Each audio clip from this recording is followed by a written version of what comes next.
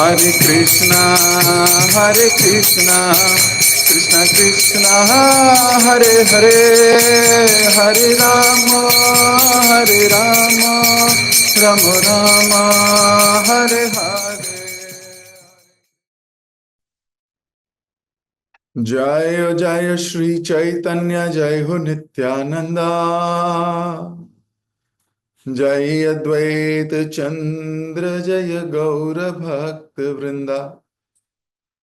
जय जय श्री चैतन्य, जय हो नित्यानंदा, जय अद्वैत चंद्र, जय गौर भक्त वृंदा। जय जय श्री चैतन्य, जय हो नित्यानंदा, जय अद्वैत चंद्र, जय गौर भक्त वृंदा। हरे कृष्ण। आप सभी भक्तों का बहुत बहुत हार्दिक स्वागत चैतन्य भागवत अंत लीला। आप सब और मैं, हम सब मिलके बड़े भाग्यशाली हैं कि कलयुग के इस घोर युग में, जहां इंद्र तृप्ति की बाढ़ आई हुई है, जहां भौतिक आंखें संसार की नाना प्रकार की वस्तुओं, नाना प्रकार की चीजों से आसक्त हो जाती है, वहां उन सब आसक्तियों को काटकर, उन सब आसक्तियों को साइड में रखकर, उन सब डिस्ट्रैक्शन को डिस्ट्रैक्ट कर कर भगवान की महिमा, भगवान की लीला सुनने के लिए एकजुट हो गए हैं। ये डिसीजन कोई साधारण, कोई आसान डिसीजन नहीं है। ये जो चॉइस है, या तो सोएं या फिर जागकर भगवान का नाम, भगवान की महिमा सुने, ये कोई साधारण जीव नहीं ले सकता। साधारण जीव तो ओत प्रोत है इंद्र तृप्ति के जाल में। वो सोचता है नींद बहुत अच्छी चीज है। एक ने तो मुझे ये भी कहा कि प्रभु जी, कितना अच्छा होता कि कलयुग में हरिनाम की जगह नींद ही भगवान का प्राप्त करने का जरिया बन जाती है। सोच है व्यक्ति की, प्रभु जी सोते सोते भगवत धाम चले जाते, लेकिन भगवान ने हरिनाम दिया है तो हरिनाम करना चाहिए, है ना, ऐसा सोच रहा था वो। तो इंसान अपनी इंद्रिय तृप्ति को किस जड़ तक, किस हद तक ले जाता है, इसको विचार कभी किया जाए तो सौभाग्यशाली जन है। श्रीमद् भागवतम के अनुसार और चैतन्य भागवत के अनुसार, जो अपने जीवन को भगवान की लीलाओं को सुनने में अग्रसर कर रहे हैं। यह सौभाग्य है हमारा कि चैतन्य महाप्रभु की लीला दर्शन हो रहे हैं। तो कल हमने पढ़ा था किस प्रकार लोग कुलिया के लिए निकल पड़े थे। पहले तो विद्या वाचस्पति की बड़ी भर्त्सना कर रहे थे कि तुमने छुपाया है, तुम्हें सब पता है, तुम बताते नहीं हो, ये तुम्हारी प्रॉब्लम है, तुमने अपने लिए तो रख लिया, दूसरों के लिए नहीं रखा, इत्यादि इत्यादि। तो उसके ब्राह्मण के गुणों पर ही प्रश्न मार्क, क्वेश्चन मार्क लगा दिया, प्रश्न चिन्ह लगा दिया।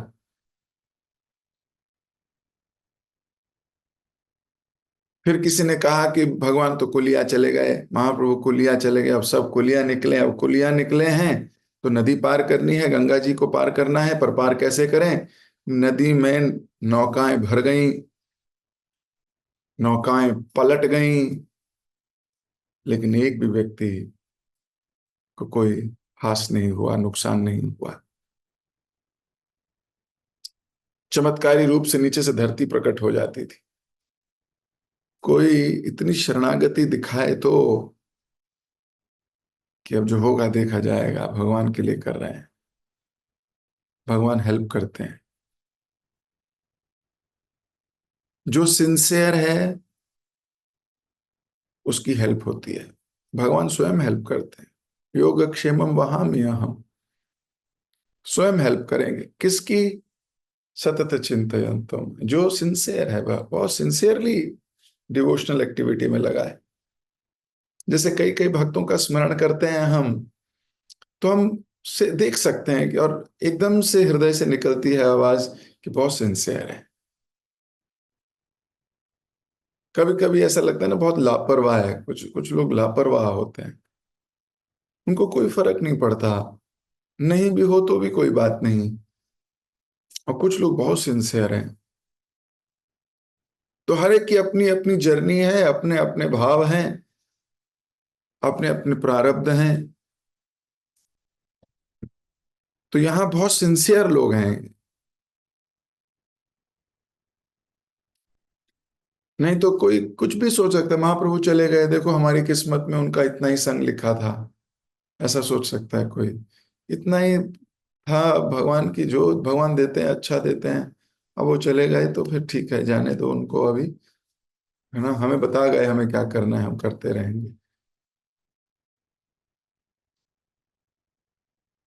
पर ये सब लोग बहुत सिंसियर लोग हैं। ये ऑब्स्टेकल्स नहीं देखते, बाधाओं का दर्शन नहीं करते। ये तो बस, जिस प्रकार कुंती महारानी कहती है कि हे भगवान आपके चरणों में रति मेरी उस प्रकार हो जिस प्रकार गंगा की है, नदी की है। वो चली जाएगी तैर, इधर उधर करते हुए, बहुत बड़ा पत्थर आएगा साइड से निकल जाएगी, छोटा आएगा लांग के चली जाएगी, लेकिन जाएगी समुद्र की ओर। उसी प्रकार मेरी भक्ति भी आपके चरणों में ऐसे ही जाए।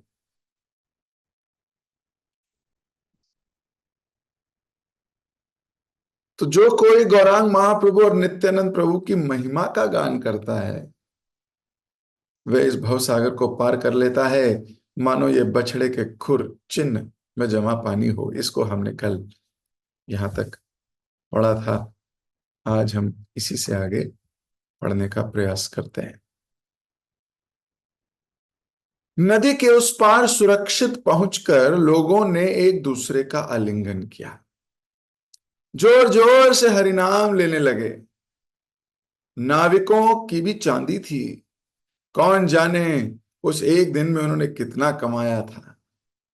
देखते देखते बाजार लग गए, अच्छा खासा व्यापार होने लगा, पूरा गांव लोगों से पट गया। कुलिया पहुंचकर विद्या बचस्पति महाप्रभु को खोजने लगे। क्योंकि महाप्रभु के आगमन का समाचार किसी को नहीं था, इसलिए कुलिया में उन्हें खोजना सरल नहीं था। अंततः खोज पूरी हुई। महाप्रभु को देखते ही वाचस्पति ने उन्हें दंडवत प्रणाम किया। फिर उनकी स्तुति करने के बाद वे उनके चरण कमलों पर गिर पड़े।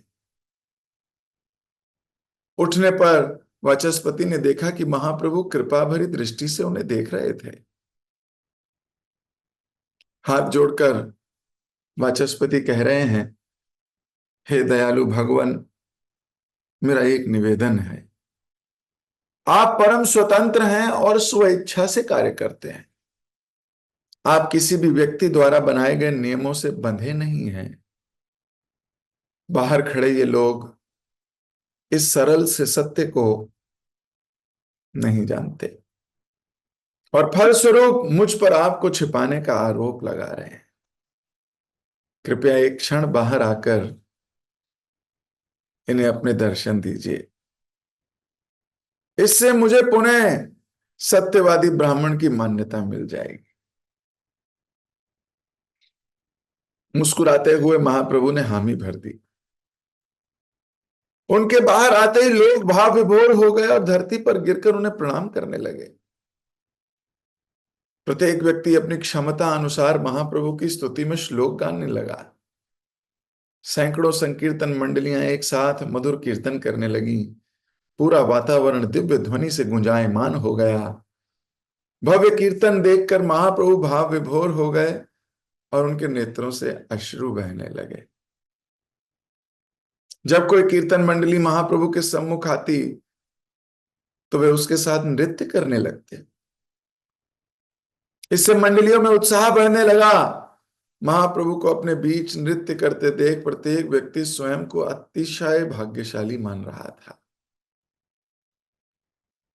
तो कितना सुंदर वर्णन है। महाप्रभु कुलिया पहुंच गए हैं पर गुप्त अवस्था में है। लोगों, कुलिया के लोगों को भी नहीं पता कि महाप्रभु आ गए हैं। इनको पता है वाचस्पति और भक्तों को पता है। अभी उनको ढूंढ रहे हैं। अंततः महाप्रभु मिले एक घर में। महाप्रभु को देखते ही वाचस्पति प्रणाम कर रहे हैं उनको और स्तुति कर रहे हैं। स्तुति करने के बाद उनके चरणों पर गिर पड़े फिर से। उठने पर वाचस्पति ने महाप्रभु को देखा तो महाप्रभु बड़ी करुणामय दृष्टि से देख रहे हैं उनको। महाप्रभु बड़े प्रसन्न है। महाप्रभु क्यों प्रसन्न है? एक भक्त में भगवान को पाने की ललक है, उसके अंदर उत्साह है और वो बिछोड़ा नहीं सह पा रहा है ना। विरह उसको दर्द देता है। ये अच्छे भक्तों की निशानी है। विरह अग्नि में वो जलते रहते हैं और यही उनकी प्यूरिटी होती है, यहीं से प्यूरिफिकेशन है। महाप्रभु बड़े प्रसन्न हैं। देखिए कि स्नेह का कितना प्रभाव होता है व्यक्ति पे। और कुछ कुछ सिम्टम्स हैं जिससे ये दिखता है कि कोई कितना स्नेह करता है।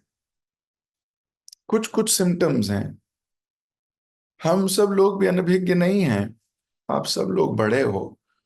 आप ये विचार कर सकते हो, पहचान सकते हो कोई कितना स्नेह करता है आपको। जब आप देखते हो कि वो कष्ट लिया उसने मेरे लिए, तो आपका हृदय एकदम पिघल सा जाता है कि कमाल है, ऐसा कोई कैसे कर सकता है। तो भगवान का हृदय भी वही है। जब भगवान देखते हैं कि कोई व्यक्ति इतना कष्ट ले रहा है, जब भगवान देखते हैं उनके नियमों का पालन हो रहा है, श्रवण करने में लालसा बढ़ रही है, जप करने में आनंद हो रहा है, अपने समय को भगवान की सेवा में लगाने के लिए ये व्यक्ति अग्रसर है, भगवान ये समझ जाते हैं स्नेह करता है मुझसे। बड़ा स्वाभाविक है। हम किसी को कोई बात कहते हैं कि ऐसा कर लें, ऐसा, मान लो तीन चार लोगों को कहा पर कोई एक व्यक्ति उसको तुरंत पकड़ ले और उसको करने लगे, तो एकदम से नजर जाती है कि वो, इसने बहुत सीरियसली लिया, मेरे को बहुत सीरियसली ले रहा है। अब इसमें ये उसकी उत्साह, उसकी ईगरनेस की बात है। मान लो किसी को कहा कि देखो माला करनी चाहिए, जब करना चाहिए, नई जगह पे हो आप, और वहां एक व्यक्ति इस बात को पकड़ ले, बोले यस माला करनी चाहिए, और माला करने लगे, तो आपका स्नेह ऑब्वियसली बाकियों से हटकर उसके ऊपर लगता है।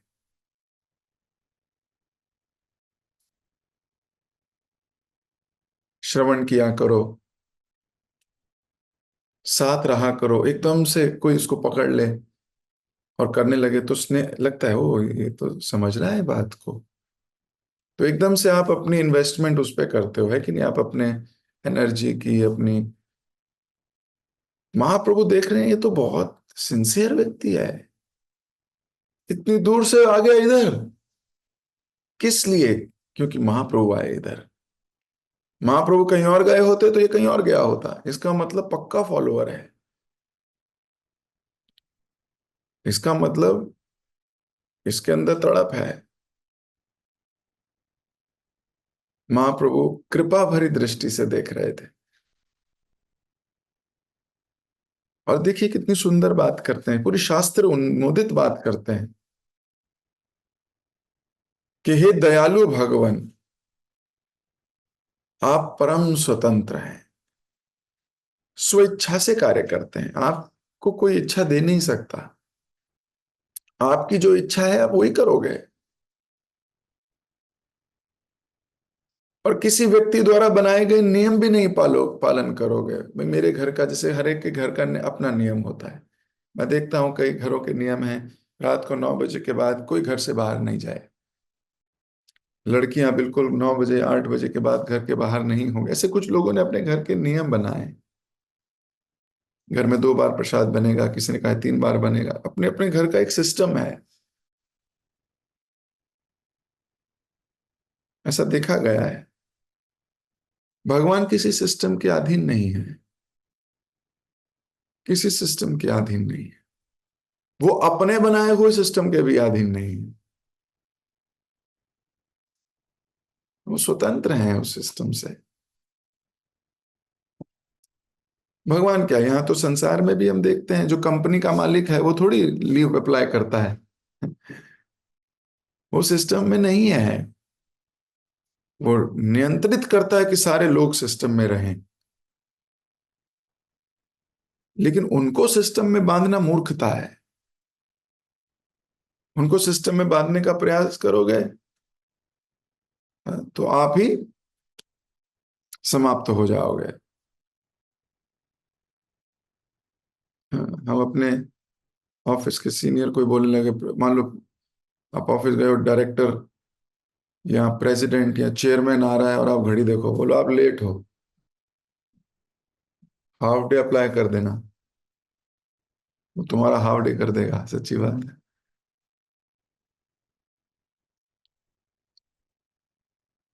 महाप्रभु या भगवान किसी नियम में नहीं बनते, ये पूरा संसार उनका है।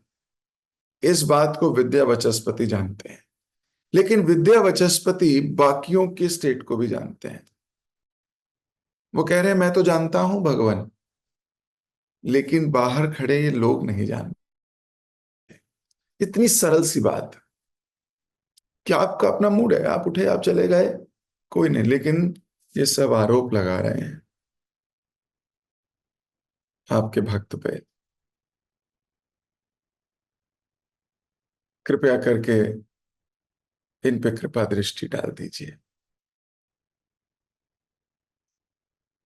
जैसे ही आप इन्हें दर्शन देंगे, ये आरोप मेरे से हट जाएगा। आरोप हट जाएगा तो ये लोग वैष्णव अपराध से बच जाएंगे। नहीं तो भक्त तो तितिक्षुवा है, वो तो सुन लेता है अपने ऊपर कितने भी आरोप। इस संसार में पता नहीं कितने जन्मों में कितने आरोप लगे होंगे, क्योंकि उन्हीं आरोपों में फंसे होंगे, इसलिए दोबारा चक्र चल रहा है जिंदगी का। या वहीं उनको लगे होंगे प्रॉब्लम से लड़ाई करने। मैं आज सुबह मेडिटेट कर रहा था, ये समस्याएं हैं कहाँ संसार में, है ही नहीं। समस्याएं संसार में नहीं, समस्याएं यहां हैं। समस्याएं तो हमारे मन में है, हमारी बुद्धि में है। उदाहरणार्थ, आप अपने ऑफिस में जिस प्रॉब्लम से जूझ रहे हो, जो प्रॉब्लम सॉल्व करने का प्रयास कर रहे हो, दूसरे ऑफिस में वो प्रॉब्लम है ही नहीं। मान लीजिए आप आईबीएम में जॉब कर रहे हो, तो टीसीएस में भी वही समस्या आ रही होगी क्या? नहीं। प्रॉब्लम है कहाँ फिर? आप अपने ऑफिस की प्रॉब्लम सॉल्व कर रहे हो, वो प्रॉब्लम दूसरे ऑफिस की है ही नहीं। तो कोई अगर ऊपर से देख रहा हो क्या प्रॉब्लम है, प्रॉब्लम कहीं नहीं है, प्रॉब्लम हमारे मन में है।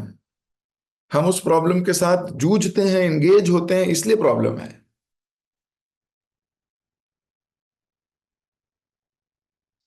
See, pain is inevitable but suffering is optional. इसलिए भक्त के जीवन में कभी प्रॉब्लम आती है, वो उससे कभी विचलित नहीं होता, उसे पता है उसे क्या करना है, वो उसे लगता है ये भगवान स्वतंत्र है। भगवान मेरे को देखना चाहते हैं इस वक्त मैं कैसे रिएक्ट करता हूं। Ultimately it is not between me and the one who is giving me problem, it is between me and Krishna.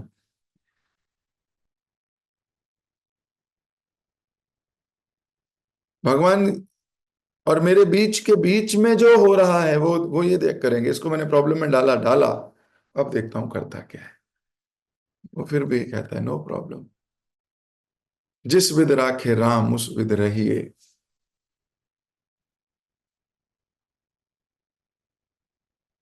That does not mean that we invite problems. इसका अर्थ ये नहीं है कि हम प्रॉब्लम्स को इनवाइट करें अपने जीवन में, नहीं, एज फार एज पॉसिबल हमें उन्हें मिटिगेट करना चाहिए। नहीं हो रही तो उसे भगवान की कृपा ही समझना चाहिए। विद्या बचस्पति, अभी वो कह रहे हैं मुझे तो क्लियर है भगवान, मुझे कोई समस्या नहीं है, मेरे को कोई प्रॉब्लम नहीं है, आप घर से चले गए, मेरे को तो क्लियर है, ये सरल सी बात है, इसमें इतना दिमाग क्यों लगाना है इसमें। तो सरल है, आप इच्छा है, आपकी जैसी इच्छा वैसे करेंगे आप। लेकिन जो ये लोग हैं ये नहीं समझ रहे, कृपया इन पे कृपा दृष्टि डालिए, बस मिल लीजिए, मतलब इनसे आपसे मिलने के लिए बड़े आतुर हैं। ये आतुरता बड़ी इंपॉर्टेंट चीज है।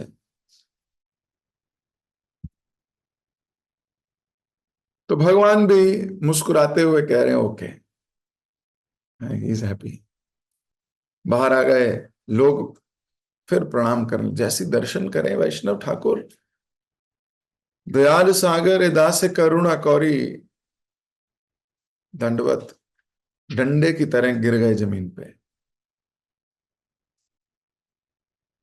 और प्रत्येक व्यक्ति अपनी क्षमता के अनुसार श्लोक गा रहा है, स्तुति कर रहा है। कोई नमो महावदान्याय कृष्ण प्रेम प्रदायते, कृष्णाय कृष्ण चैतन्य नामिने गौरत्विषे नमः। कोई कोई श्लोक गा रहा होगा, कोई स्तुति कर रहा होगा,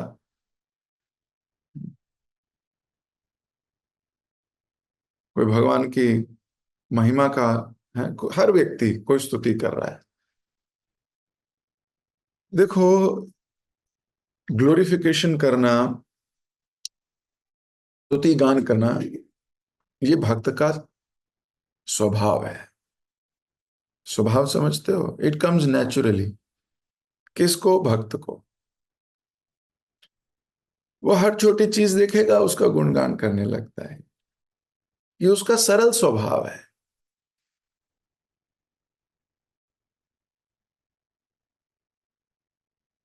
पूरी भागवतम स्तुतियों से भरी हुई है, हर एक स्कंद स्तुति ही है। तो भगवान की स्तुति करना ये जिह्वा का परम लक्ष्य है। ये जिह्वा की सार्थकता है, जीभ मिली इसलिए है। जीभ इधर उधर की पॉलिटिक्स की, क्रिकेट की, इधर उधर की बातों के लिए नहीं मिली है जिह्वा। जिह्वा मिली है भगवान का गुणगान करने के लिए, भक्तों का गुणगान करने के लिए। भक्तों के बीच रहते हैं तो भक्तों के कितने गुण दिखाई देते हैं, बहुत से। फिर जीव गुणगान करती है, मन गुणगान करता है। तो यहां महाप्रभु का गुणगान कर रहे हैं, जीभ सार्थक हो गई, दंडवत प्रणाम किया तो शरीर सार्थक हो गया। प्रणाम करने से बॉडी का हर एक अंग जमीन पर स्पर्श होता है उनके चरणों के सामने, तो बॉडी सार्थक हुई। जीभ स्पर्श नहीं होती है कि नहीं जमीन, जब आप प्रणाम करते हो जीभ भी लगाते हो जमीन पे? नहीं लगाते। जीभ की सार्थकता क्या है? जब वो गुणगान करती है। और कैसे गुणगान करोगे? जितनी जितनी जिसकी क्षमता, जैसे आपकी कॉन्शियसनेस, जैसे आपका शब्दकोश। किसी ने श्लोक याद किए हैं तो वो श्लोक गाएगा, किसी को श्लोक याद नहीं है, नॉर्मल हिंदी में बोलेगा, पंजाबी में बोलेगा, गुजराती में बोलेगा, जिस भाषा में बोलेगा बोलेगा। और फिर सबको पता है करना क्या है। सबको पता है महाप्रभु खुश कैसे होते हैं, कीर्तन से, है कि नहीं? जब साथ मिलके भगवान के नाम का उद्घोष होता है महाप्रभु खुश हो जाते हैं। तो अभी सब वही कर रहे हैं, शुरू हो गए कीर्तन करने के लिए, पूरा वातावरण गुंजायमान है। They are very intelligent devotees, they know how to please Mahaprabhu. Mahaprabhu को कैसे प्रसन्न करना है पता है उनको। महाप्रभु युग अवतार हैं, महाप्रभु हरिनाम का संकीर्तन इस संसार में फैलाने आए हैं। तो जो महाप्रभु जिस मिशन से आए हैं, अगर कोई व्यक्ति उनके इस मिशन में सहायता करता है, महाप्रभु उसके प्रति बड़े कृपालु हो जाते हैं, पहला। दूसरा, जो मिशन को आगे बढ़ाने में हेल्प कर रहा है, वो प्रचारक हो, कोई भी व्यक्ति है, वो जब लोगों को महाप्रभु की बात मानते देखता है तो वो भी कृपालु हो जाता है। समझ में आ रहा है? महाप्रभु जब देखते हैं कि युग धर्म हरिनाम संकीर्तन है, तो कौन मेरी हेल्प करेगा इस हरिनाम संकीर्तन को आगे ले जाने में, तो जो कहते हैं मैं करूंगा प्रभु, मैं करूंगा, मैं करूंगा, अच्छा ओके शाबाश, तो महाप्रभु की कृपा दृष्टि उन पे पड़ती है। अब वो आगे हेल्प कर रहे हैं लोगों की। अब जिसकी हेल्प कर रहे हैं, मान लो किसी एक व्यक्ति को, नए को आपने भक्ति में जोड़ने का प्रयास किया, आप सब लोगों ने, किसी एक व्यक्ति को आपने कहा क्लास में आया करो, श्रवण किया करो, भगवान का नाम लिया करो, और मान लो वो बात मान ले आपकी। तो जैसे ही उसने बात मानी, आपकी बात क्या है, हरिनाम लो, श्रवण करो, जप करो इत्यादि, वो आपकी बात मान रहा है। अब तो महाप्रभु की भी दृष्टि उसके ऊपर गई और आपकी भी दृष्टि उसके ऊपर गई। अब तो उस पर डबल कृपा, अभी तो फुल कृपा हो गई उसके ऊपर। क्यों? क्योंकि वो आपकी बात मान के हरि नाम ले रहा है, आपकी बात मान रहा है, मतलब महाप्रभु की जो बताई हुई चीज है वो करने को रेडी हो गया है।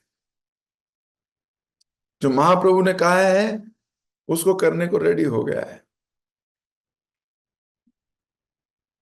तो उसको तो कृपा ही कृपा है उसके पास। अब वो इस कृपा को बटोर के जाता है या छोड़ के जाता है, ये उसका भाग्य, ये उसकी कॉन्शियसनेस। तो सारे के सारे लोग कीर्तन करने लगे, महाप्रभु की कृपा प्राप्त होगी। और कीर्तन को देख के महाप्रभु भाव विभोर हो गए हैं, आंसू बह रहे हैं। महाप्रभु सोच रहे हैं ये सारे थोड़ी देर में किसी और के पुजारी थे, कोई और पूजा किया करते थे, कुछ और ही करते, इंद्र तृप्ति में लगे हुए थे। आज ये सब इंद्र तृप्ति का मार्ग छोड़ भगवान की स्तुति का, कीर्तन का मार्ग चुन रहे हैं। चॉइस, डिसीजन ले रहे हैं। एक डिसीजन लिया है इन लोगों ने कि हरिनाम को चुनेंगे। तो जीवन में डिसीजन लेने आने चाहिए भक्त को। किसी व्यक्ति को जब तक वो पॉजिटिव डिसीजंस नहीं लेगा, जब तक वो स्ट्रॉन्ग डिसीजंस नहीं लेगा, कंफर्ट जोन से बाहर आके रिस्क नहीं लेगा, वो आगे बढ़ नहीं सकता। कंफर्ट जोन से बाहर आना पड़ेगा आपको। घर बैठे भगवान नहीं मिलेंगे, कंफर्ट जोन से बाहर आना होगा। और जब गुरु और कृष्ण देखते हैं कि कोई कंफर्ट जोन छोड़ के कर रहा है मेहनत, अपना कंफर्ट जोन छोड़ के आया है, तो भाव विभोर होके आंसू बहाने लगते हैं। महाप्रभु आंसू बहा रहे हैं अभी। भक्त लोग अपना घर छोड़ के आ गए, रास्ते का इतना कष्ट झेल के साथ में कीर्तन करने के लिए, बहुत बड़ी बात है। तो महाप्रभु अब उनके लिए आंसू बहा रहे हैं। भगवान की आंख में आंसू, कैसा आंसू? प्रेम का आंसू। हमें कुछ ज्यादा नहीं करना है, ऐसे महान भक्तों के आचरण से इंस्पायर होना है। तो जब भी कोई कीर्तन मंडली महाप्रभु के सामने आती थी, महाप्रभु उसके साथ नृत्य करने लगते थे। उससे क्या होता था, मंडली में उत्साह बढ़ जाता है। जिसके लिए कर रहे हैं वो खुश है। देखो, दो चीजें होती हैं। एक, जिसके लिए कर रहे हो वो खुश है, तो उसकी खुशी बरकरार रहे उसके लिए निरंतर करते रहोगे। अगर आप उसकी खुशी के लिए नहीं, अपनी खुशी के लिए करोगे, तो आप करोगे, अरे वो खुश है, मैं खुश हूं, हो गया, अब तो वो खुशी हो गई ना, अब तो मैं चला घर, अब मैं चला जाता हूं, अब मेरा हो गया। तो ऐसे कई भक्त एक बारी 16 माला करी, एक बार 16 माला कर लूं, एक बार 16 माला करी, उसके बाद 0 माला। बोले हो तो गया, मैं 16 तक पहुंच गया, मैं कर सकता हूं। ऐसा नहीं, निरंतर। तो महाप्रभु मोटिवेट कर रहे हैं उनके साथ डांस करके। मोटिवेट का मतलब क्या है कि अब तुम हमेशा करो। ऐसा नहीं कि इसे इवेंट बना लो, एक बार की थी यदा कदा। नहीं, इट इज अ प्रोसेस।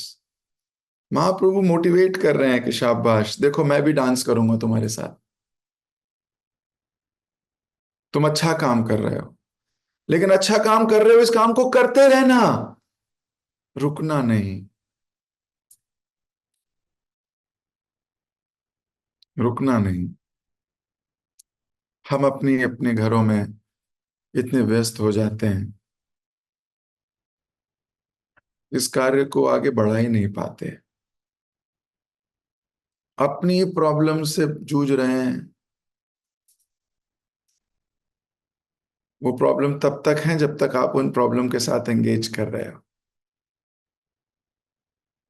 बहुत सारी प्रॉब्लम्स को सॉल्व करने की आवश्यकता नहीं होती, उनकी शेल्फ लाइफ छोटी होती है, वो अपने आप चली जाती है।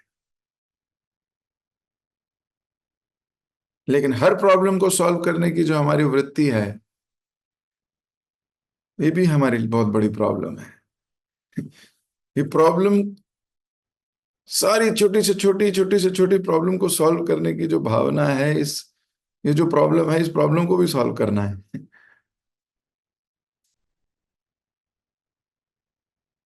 हरिनाम हर चीज का सॉल्यूशन है अगर सही से लिया जाए। कई बार लोग बोलते हैं मैं इतने समय से हरि नाम ले रहा हूं, कोई चेंज नहीं आ रहा मेरे में। क्योंकि केवल हरि नाम थोड़ी लेते हैं, हरि नाम लेते लेते हजार काम भी कर रहे हैं साथ साथ। एकाग्रचित हो, भगवान को समर्पित नहीं हो रहे, एकाग्रचित से समर्पित नहीं है। इसलिए हरि नाम भी एकाग्रचित होके फल नहीं दे रहा।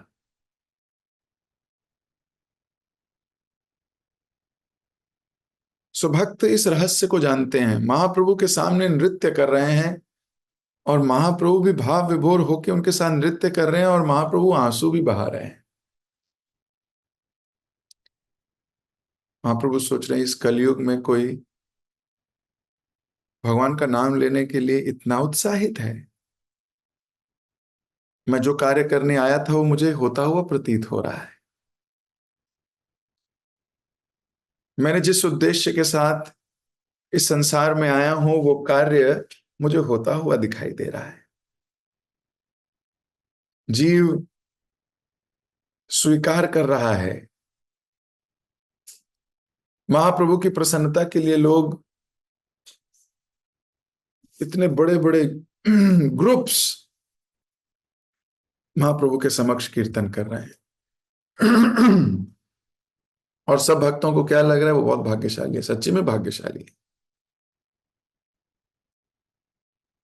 आप कभी कीर्तन कर रहे हो और महाप्रभु प्रकट हो जाए उसी कीर्तन में, क्या कहो, क्या सोचोगे, कहोगे ओ माय गॉड, जिनको प्रसन्न करना था वो सामने खड़े हैं।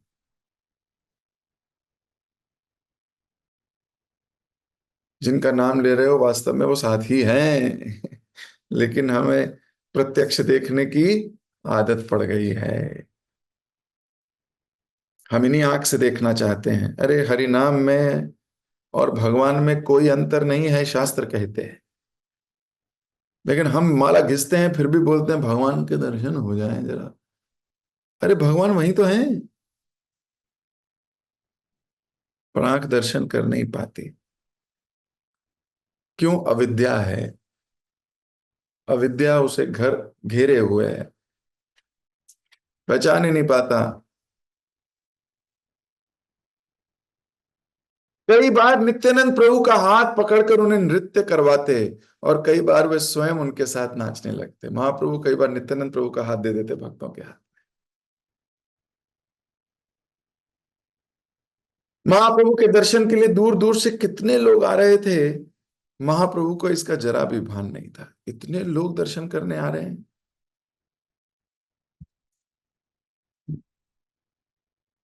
कोई भान ही नहीं है, कोई पता ही नहीं है।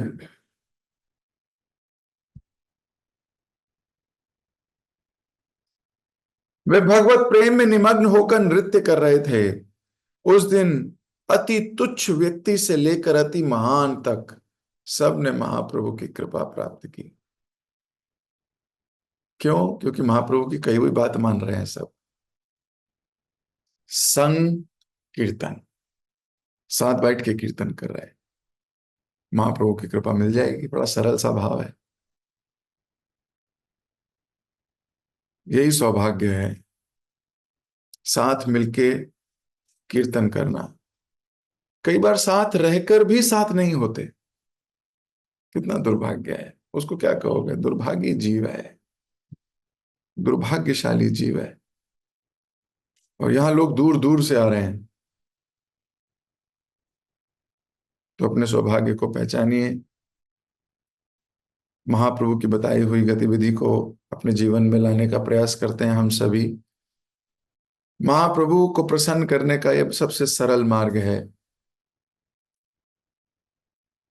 जिस उद्देश्य से महाप्रभु इस संसार में प्रकट हुए हैं, अगर वो देखते हैं कि जीव उसको स्वीकार कर रहा है, वो देखते हैं जीव बिना किसी पर्सनल मोटिव के, बिना अपनी ख्याति, अपना धन, अपना मन, बिना किसी अल्टीरियर मोटिव के, सिर्फ भगवान की महिमा का गान करने के लिए, केवल भगवान की महिमा को पहचानने के लिए, भगवान की महिमा को प्रचार करने के लिए, भगवान की महिमा को विस्तारित करने के लिए शुद्ध हृदय से लगा है, सहयोग कर रहा है, महाप्रभु उस पे 100% कृपा दृष्टि डालेंगे। अगर किसी का कोई अपना ही मोटिव है उसके पीछे, फिर तो वो फंस जाएगा। भगवान ने आपको छल लिया। हाँ, भगवान की माया शक्ति ने आपको छल लिया। तो हमें क्या करना है? मुझे क्या करना है? इस युग धर्म को अपनाना है, महाप्रभु की बताई हुई बात को जी के दिखाना है, स्वीकार करना है,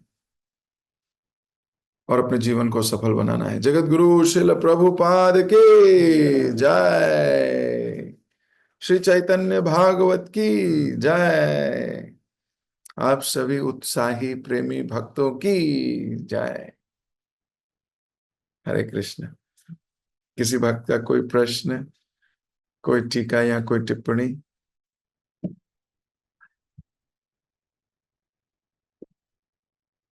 योगेंद्र प्रभु। हरे कृष्णा भाई अपना। दंडवत प्रणाम प्रभु जी। जी पौधानंद जी घर से। भाई जी कुछ एक प्रश्न और कुछ रियलाइजेशन थी। जैसे भाई जी हम कल बता रहे थे कि मतलब जब तक हम सेवक वाले मूड में नहीं आएंगे तब तक मतलब हमारी प्रगति होना मतलब हो ही नहीं सकती तब तक हम्म। तो जो सेवक वाला जो मूड है भाई जी मतलब हम मतलब जो वो मतलब कांस्टेंट नहीं रहता वो मतलब अपने आप को जबरदस्ती खींच के लाना पड़ता है उससे क्योंकि हम मतलब 1-2 सेकंड के लिए सेवक वाले मूड में आते हैं फिर बाहर निकल जाते हैं फिर खींच कर आना पड़ता है। तो मतलब दिन भर की टसल है जो चलती ही रहती है।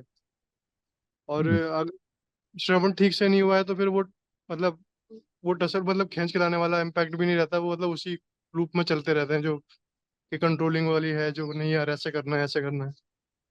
तो बड़ा मतलब कांस्टेंट प्रेशर कैसे रहेगा ये सेव। हम्म।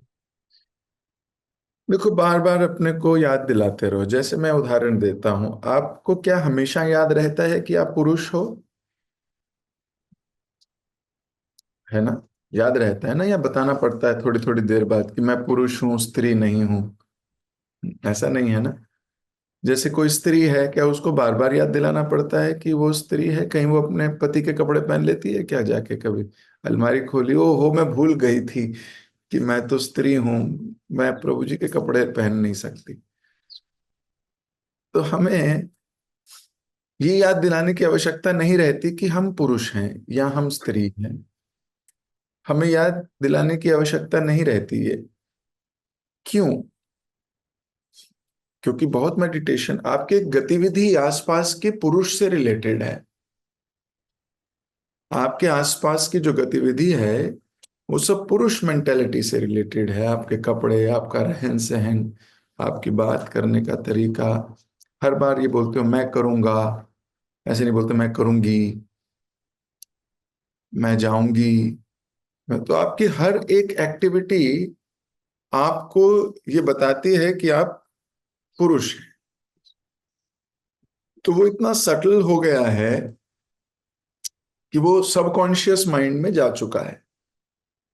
अब आप ना चाहते हुए भी या बिना इसको बहुत प्रयास से बोलते हुए भी आप ऐसे ही बोलते, मैं जाऊंगा, मैं करूंगा, मैं पाऊंगा, मैं पहनूंगा।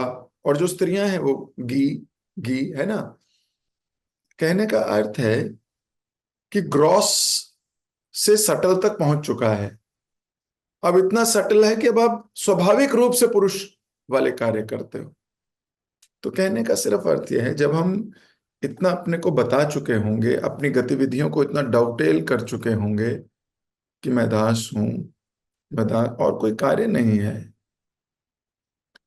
ये संसार ना हमें मालिक बनाने का प्रयास करता है। जैसे आपके पास चार पांच, आपके ऑफिस में आपके अंडर चार पांच लोग आ गए। अब आप बोलोगे अब मैं मालिक हो गया। अब आप उसे बोलोगे ये वाली फाइल कंप्लीट करके लाइए, ये वाली फाइल, तो सटल रूप से आप कंट्रोलर हो गए।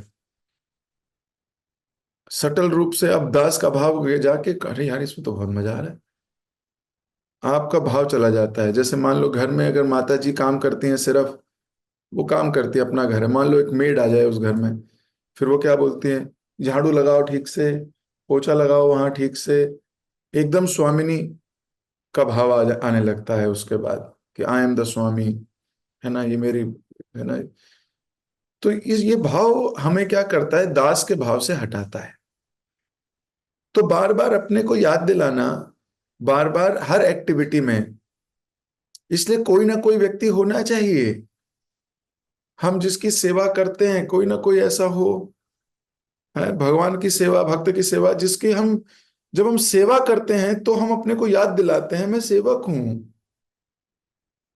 नहीं तो वो पांच छह सात आठ लोग, आप क्या करोगे? वो आपको मालिक बना देंगे और आपकी कॉन्शियसनेस मालिक वाली हो जाएगी। पर आप अपनी कॉन्शियसनेस को डाउटेल कर ही नहीं पा रहे कि आई एम सेवक। सो जब कभी सेवा की अपॉर्चुनिटी आए, इसलिए उसे ग्रैब करो तुरंत। क्यों? क्योंकि वो आपको याद दिलाने में हेल्प करेगी कि आप सेवक हो। जब कहीं सेवा करने की, उन्नत भक्तों की सेवा करने की अपॉर्चुनिटी मिले, उसको ग्रैब करो। वो आपको याद दिलाएगी कि आप सेवक हो।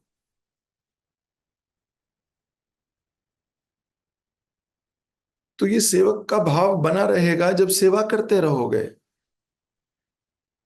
तो आपको पुरुष का भाव बना हुआ है क्योंकि पुरुष वाले कार्य करते रहते हो, इसलिए पुरुष का भाव है। स्त्रियों को स्त्रियों का भाव है। तो हम जिस भाव को ज्यादा करते हैं, तो जिसके अनुरूप वैसा ही तो मूड रहेगा हमारा। तो सेवा अपॉर्चुनिटी आए, तुरंत सेवा करो। सेवा अपॉर्चुनिटी खोजो, कहो मैं सेवक हूं, मुझे करना है, मुझे यही करना है, आई एम सेवक, आई एम सर्वेंट। तो जितने ज्यादा सेवा करोगे उतनी ज्यादा सेवक का भाव बनेगा। जितनी ज्यादा सेवा करने का अपॉर्चुनिटी ढूंढोगे, उतने ज्यादा अपने को बता पाओगे कि मैं सेवक हूं। फिर ये सटल हो जाएगा धीरे धीरे माइंड में। नहीं तो क्या होगा, नहीं तो ये संसार तो मालिक का भाव लाता है। ये संसार कहता है मैं मालिक हूं। इसी भाव के वजह से भगवत धाम से लात मार के निकाल दिए गए हैं हम, क्योंकि हमारे अंदर मालिक बनने का भाव है। लात मार के निकल गए, अब यहां आ गए हैं कि इसको थोड़ा ठीक कर दे। अगर ये ठीक हो गया तो फिर वापस चले जाओगे, लेकिन अगर ये ठीक नहीं हुआ तो इसी संसार में जब तक ठीक नहीं हो जाता तब तक यही करते रहोगे। समझ में आया? जी। तो ये इसी में जैसे मतलब दोनों में सिचुएशंस जो मैं बताऊं उसमें कुछ फर्क है तो प्लीज मुझे गाइड करिए। कि मतलब जैसे मैं पर्सनली हूँ, मतलब जब कोई सेवा करने में जाता हूँ तो मतलब बैक ऑफ द माइंड ये नहीं रहता कि आई एम ए सेवक। मतलब जैसे हमने अभी सुना है कि वैष्णव सेवा परम सिद्धि, ये कि भगवान को भक्तों की सेवा पसंद है, और आचार्यों ने हमारे यही आदेश दिया कि भाई आप सेवा करिए जितना कर सकते हैं। तो हम्म। इसलिए मतलब बैक ऑफ द माइंड ये रहता है कि क्योंकि भगवान को प्रिय है, इसलिए हम सेवा करेंगे। मतलब लेकिन ये नहीं रहता कि आई एम ए सेवक। हम्म। गुड। थोड़ा तो ये मतलब धीरे क्या धीरे आ दोनों जाएगा। गलत गलत गलत है पहला वहाँ। हाँ ये गलत है, पर धीरे धीरे इतना पवित्र हो जाओगे कि ये हैबिट में आ जाएगा, है ना। इसी को शुद्धता कहते हैं। शुद्धता क्या है? शुद्धता यह है बिना किसी मिलावट के। जिस चीज में मिलावट नहीं है वो शुद्ध है। तो हमारी सेवा में अभी मिलावट है, तो जैसे ही वो मिलावट चली जाएगी आप शुद्ध हो जाओगे। फिर आपके अंदर यही भाव रहेगा कि मैं तो सेवक हूं, मुझे और करना क्या है, मुझे यही करना है। और इसी में उत्साह आएगा, इसी में उत्साह है। स्टार्टिंग में लगेगा मुश्किल है, करना है क्योंकि आचार्यों ने कहा है, ड्यूटी है मेरी, करना चाहिए। तो आपने ड्यूटी बाउंड होके किया, थोड़े दिनों में ये ड्यूटी बाउंड लव बाउंड में कन्वर्ट हो जाएगा। प्रेममयी सेवा। फिर आप प्रेममयी सेवा तक पहुंच जाओगे। बिना ड्यूटी वाली सेवा किए प्रेममयी सेवा तक नहीं पहुंच सकते। आप बोलो फर्स्ट डे से मेरी प्रेममयी सेवा हो, ऐसा पॉसिबल नहीं है। पहले ड्यूटीफुल होता है, वो ड्यूटीफुली, उससे पहले भय होता है, उससे भी एक पहले स्टेज है भय सेवा, है ना। वो भयभीत होके नहीं किया तो अपराध हो जाएगा, नहीं किया तो ये हो जाएगा। उसके बाद ड्यूटीफुल आता है, उसके बाद प्रेम में ही आता है। तो ये स्टेजेस हैं, करते रहोगे करते रहोगे। अब ये भाव नहीं आ रहा कि मैं सेवक हूं, लेकिन ये भाव आएगा किसी दिन। देखो आज ये प्रश्न तो आ ही गया ना, इसका मतलब इच्छा तो आ ही गई है ना कि ऐसा भाव चाहिए कभी। आज प्रश्न आया है, कल भाव भी आ जाएगा। लगे रहिए। हरे कृष्ण। इसी में कभी एक रियलाइजेशन, जैसे कल आप बता रहे थे कि भक्त सब जो नदी पार कर रहे थे, आज वो पार तो कर गए। तो बस ये मतलब मेडिटेशन में आया कि मतलब हमारी कैपेबिलिटी तो नहीं है। जैसे उस ग्रुप में ऐसे कई लोग होंगे जो उतने वो कैपेबल नहीं थे, या जितना वो महाप्रभु के साथ प्रेम नहीं था। लेकिन क्योंकि वो पूरा ग्रुप था, उस ग्रुप में ऐसे भी लोग थे जो मतलब महाप्रभु के बड़े प्रिय थे, तो उनके सहारे उनकी भी नदी पार हो गई। तो ऐसे ही मतलब हमारी भी नदी पार हो जाएगी शायद। जय। बीच में जमीन आ जाएगी कहीं ना कहीं। हाँ बिल्कुल ठीक। भक्तों के संग में रहेंगे तो वहीं से उत्साह भी आएगा और वहीं से जमीन भी निकलेगी, चिंता नहीं करो। हरे कृष्ण। एलिवे जी, जो आप अभी बता रहे थे कि भगवान जो है हमारा मूड देखते हैं, तो कल परम पूज्य वैष्णव स्वामी महाराज का जो कोट था एक कि जो विपद भगवान की मतलब हमें रिमाइंडर दिलाती है, वही असल में जो है भक्ति वो है, संपत्ति है। हम्म। तो वो मुझे बड़ा हिट किया। मतलब वो उसको बड़ा मैंने दिन भर बड़ा मेडिटेट किया कि मतलब सही बात है। तो जब हमारा मूड चेंज हो जाता है, मतलब वो एक कोट पढ़ के ना बड़ा मूड चेंज हो गया मेरा। तो कल थोड़ा मतलब वो लगा कि यार बार बार पढ़ने वाला कोट है। यस। विपत्ति यस्य संपत्ति। हर वो चीज जो हमें कृष्ण के करीब ले जाए वही संपत्ति है। हाँ, ये आध्यात्मिक दृष्टिकोण है। कुछ भौतिक दृष्टिकोण है ना, भौतिक दृष्टिकोण होते हैं। तो हमें भौतिक दृष्टिकोणों से हटकर आध्यात्मिक दृष्टिकोण, जैसे एक बार परम पूज्य इंद्रद्युम्न स्वामी महाराज कुछ भक्तों के साथ समाधि स्थल गए, तो समाधि में स्थल में बैठे थे कुछ लोग। तो एक ने प्रश्न पूछा कि अब तो समाधि में नीचे जो बॉडी होगी गल गई होगी, कीड़े खा गए होंगे, हड्डियां हड्डियां रह गई होंगी, अभी क्या है ना, क्या हुआ होगा महाराज, ऐसे करके। महाराज ने बोला, ये भौतिक दृष्टिकोण है, ये तुम्हारा भौतिक दृष्टिकोण है। आध्यात्मिक दृष्टिकोण है कि वो नित्य धाम प्रवेश तो कर गए हैं, लेकिन जो कोई व्यक्ति समाधि स्थल पर आके प्रणाम करता है, भजन गाता है, स्तुति करता है, उसको उनकी फुल कृपा मिलती है। ये आध्यात्मिक दृष्टिकोण है। अगर आप ये सोचोगे बॉडी तो गल गई, अब तो यहाँ कोई है नहीं, अब तो कुछ है नहीं, तो आप भौतिक प्लेटफॉर्म पे आ गए। और वहीं बैठ के आप सोच रहे हो ये बड़ी पावरफुल जगह है, यहाँ पे मुझे इस आचार्य की कृपा मिल जाएगी, यहाँ पर वो मैं भजन करूंगा या जप करूंगा, उनकी स्तुति गान करूंगा, उनकी महिमा को याद करूंगा, तो वो गोलोक से भी कृपा हमें दे रहे होंगे, वहां बैठे हुए भी यहाँ कृपा भेज देंगे। तो ये आध्यात्मिक दृष्टिकोण है। तो हर चीज को देखने के दो ही दृष्टिकोण है, आध्यात्मिक या भौतिक। तो व्यक्ति को कितना उसके विचारों में आध्यात्मिकता के दृष्टिकोण आ रहे हैं और कितने विचारों में भौतिक दृष्टिकोण आ रहे हैं, यही उसका नापतोल है कि वो कितना प्रोग्रेस कर गया भक्ति में। अगर शरीर से रिलेटेड चीजें आ रही हैं तो भौतिक दृष्टिकोण है, अगर आध्यात्मिकता से रिलेटेड चीजें कॉन्शियसनेस में आ रही हैं तो वो आध्यात्मिक दृष्टिकोण है। तो अपने अपने दृष्टिकोण को सही करना है। आपने बहुत अच्छा कहा है, विपत्ति संपत्ति प्रतीत होगी अगर कृष्ण के पास ले जा रही है तो, फिर तो वो विपत्ति कहाँ है, वो तो संपत्ति है। Very nice. ओके, अभी मुझे इजाजत दीजिए, फिर मुलाकात होगी आप सभी से। हरे कृष्णा।